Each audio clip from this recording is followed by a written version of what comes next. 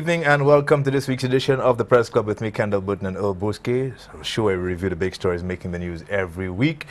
This week, of course, no shortage of stories to talk about, no shortage of issues affecting the media to talk about. The Voice newspaper this week, bill for dam goes up and Ectel warns telecom blockers. The Star newspaper, why are we killing ourselves and why the silence over Yoanora drug incident. The Mirror newspaper headline, two homicides this week and Trinidad votes on Monday. And of course the inserts, let's not leave them out. Mr. Boske insists that we don't. Kick out Popcan Live and Lucianize, the Yo magazine, the Voice insert, and the two-star inserts, Sports and Health, and the Tonight magazine. I know you're very disappointed this morning that we don't have a female center. Actually, I don't know whether it was actually printed here or not, but we'll get to that. It's undertaking some changes that are not comfortable for me. I don't think it's a permanent change. It's just for this week. Oh, okay. A male center. Okay, that's one time I wish the week runs as long as quick as our program sometimes goes. Let's start with the Star newspaper. Why are we killing ourselves? I suspect this is relating to the death in Gara Babono. Although the police have not issued an official cause of death, there's been a lot of speculation about the cause of the death in Gara of that gentleman. Why are so many St. Lucians killing themselves? And I suspect with the use of the word us, he's referring here, Tony Nicholas, to men. A question asked by Alvina Reynolds. We were very careful, I think, DBS and Choice TV, I think were very careful in how they presented that story in the absence of an official word from the police on the cause of death. But it has raised a lot of discussion about suicides and why it seems that more men are committing suicides. I'd love to get your take on that incident and the media coverage generally. Yeah, thank you, Kendall. The flash in the pan responses, reactive responses we get to every homicide and suicide was attendant to this as well.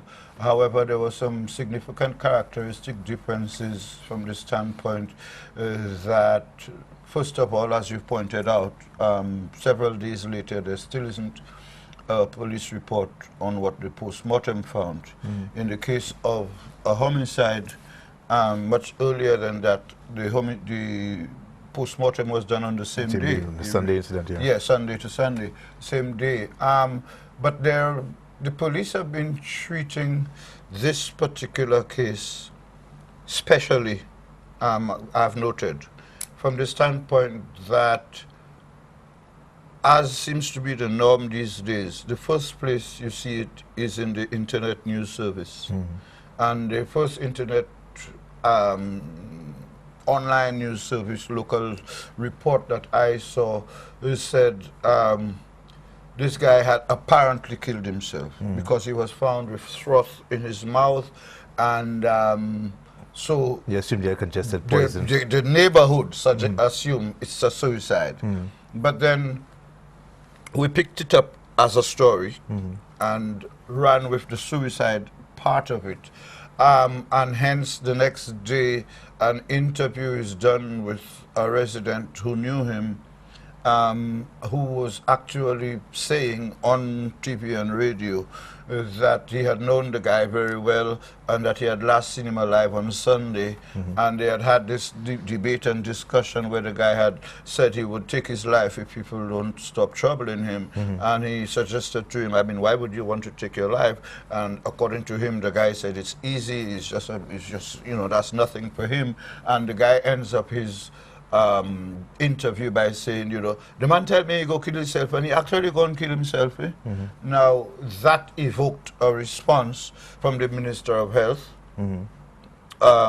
which we'll come to, but in the other response it evoked was from the police press corps, in which the police officer in charge of the unit took to the press and said, listen, in effect, we don't want to tell you how to do your coverage, and be careful how you cover these things, because in the absence of a police report, in the absence of a post-mortem, you know, it would not be fair to conclude as to how the guy died, which had me to say to many people since then that the fact that the guy was found frothing at the mouth does not automatically mean that he drank Gramazone.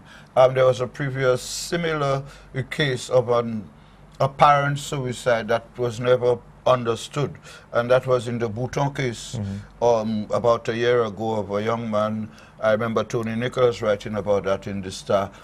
Somebody who was basically the village helper in Bouton, you know, helping everybody, tour guides, everybody, and then all of a sudden he was missed and found dead in his house, but the point was made that there were bottles of Gramazone in the room, and it was assumed, therefore, that he killed himself. But there was I saw no post-mortem result that confirms, you know, anything. So that I think on the case in the case of coverage, we stand guilty of, you know, publicizing an assumption. You know, it's easy, like I said, to assume that he will have drunk Gramazone, but why now? You know, if we are to go that way, we need to look into the whole list of questions that we cannot answer. However, I'm still concerned, as everybody else is, about the fact that suicides continue, and the suicide, the main, as the Star headlines talks about ourselves, meaning men more than women. The question needs to be asked, why is it that men see our lives less valuable than women? There's also another statistic that most of the failed cases, the attempted suicides, are women. Yeah. You know, the successful ones are men. So these are issues that need to be looked at, and it's not just St. Lucia. Globally, that is the pattern. What has happened in the past? Except for cases like India and China. Yes. Those are the exceptions. Pardon? Those are the exceptions, India and China. Yes. In the case of St. Lucia, what has happened in the past year? We've been recording either an increased number of suicides or an increased coverage of suicides or increased attention to suicides.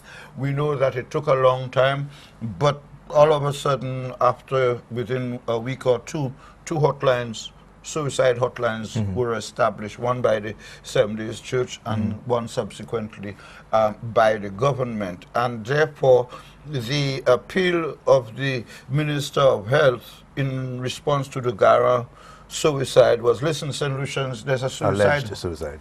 Alleged. Yeah, the alleged suicide. Listen, now you would assume from her own response that the Minister of Health will have accepted that it is a possible suicide, because her response was that, listen, men, you have a suicide problem, call the hotline. This is the hotline. And also speaking to members of communities, saying, listen, up your ante, upgrade your response. If you hear somebody talking about taking their lives, make a report.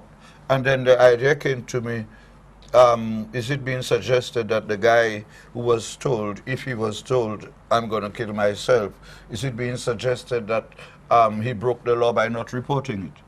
You know, how do we go about getting families and members of communities to understand that a suicide case or a suicide threat, that a suicide threat is worth reporting? The average response of the solution will be, that my business. Yeah. I don't want to get involved. You see, you raise an interesting point there, because the minister has said it, the director of the wellness center has said it over and over, the need for communities and families to be involved, to recognize the symptoms. But then, do they know what the symptoms are? What the symptoms are. Are there any programs to teach them, to help them? Those persons with known family members with mental illness, do they get any kind of training or help in terms of determining, what are the signs.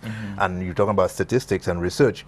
I think most research shows that people who are going to commit suicide generally don't come out and say they leave a suicide note after the fact. After the fact. We get to know after the fact. Right. So what are the signs that we look for? In this case, he blatantly said, he's going to take his life, and people took it for granted. In hindsight, now you heard a lot of neighbors saying, well, moving forward, when people say these things, we'll take them more seriously. From now on. In his particular case, I think two factors come in. Two factors collide here. We're talking about persons who, for whatever reason, might be considering suicide to the extent of mention it. In his case, the description of him given by other persons suggests he may also have been regarded or described as a person of unsound mind. In both of these cases, as you've just pointed out, the call from the Ministry of Health and from the authorities is for the community to take a little more responsibility. But then the police talk about a use of force policy insofar as a general policy, but it is coming up only when somebody dies from police bullets and it's a person of unsound mind. But a use of force policy is for the general force. It is it should be a policy for every police officer, and it's not just about use of force with firearms. It's about applying force during your work. The whole question of the suicide, getting the family or the community to pay more attention to suicide, that is a much more difficult proposition, as you point out, because people considering suicide don't do it publicly. They don't mention it, except in that rare case we just been describing.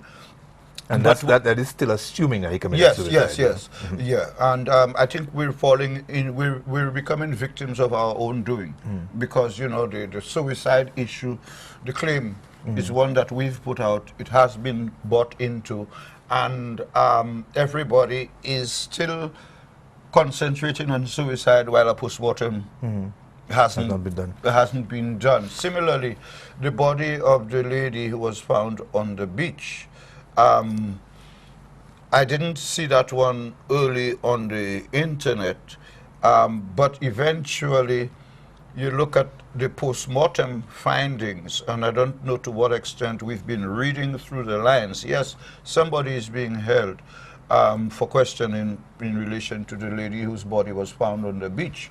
But that person hasn't been officially charged now. Huh? Or somebody has been charged? Yeah, he's been officially charged. Okay, yeah. All right. Well, as of Thursday, I think. Okay, but I'm still for the post-mortem report. That's a point I wanted to make. That the post-mortem report can tell us reporters, it can shape our story, because in that particular case, the first story was the dead body of a woman found on the beach. We assume, of course, she's drowned. A dead body found on the beach early in the morning, we assume it's drowned. But then when the post-mortem report came out that same day, significantly, it says, yes, she died from asphyxia, loss of access to air, but there were marks on her body that suggested violence. So there was a story there saying, yes, she drowned, but before she was drowned, she could have suffered attacks, but is the asphyxia a case of drowning or of strangling? So, we could easily try to define, and that reminds us of a mutual friend thanking the police for defining asphyxia. But on that note, let me take a break, and when we come back, we'll continue our discussion. This is the Press Club. We'll be right back.